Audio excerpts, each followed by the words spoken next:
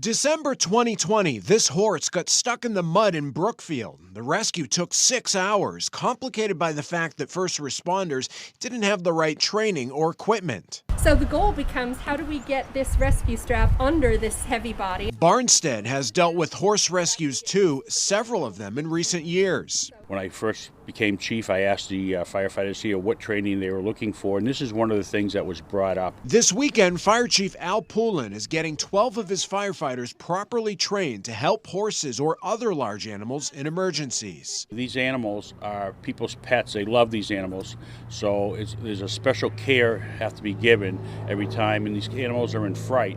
It's not a matter of the old days of putting a rope on a horse's neck or legs and pulling them out of whatever their entrapment is. Patriot Equine Technical Rescue is one of the few organizations that teaches these skills.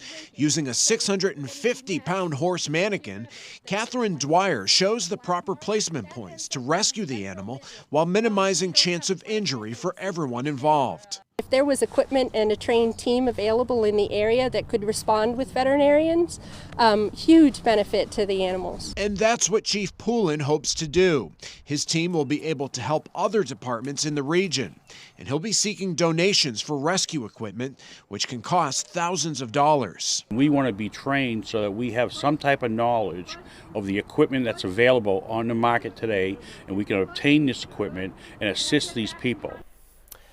Firefighters also learned how to approach horses, take them out of stalls, and then lead them just in case they respond to a barn fire and need to get the animals out.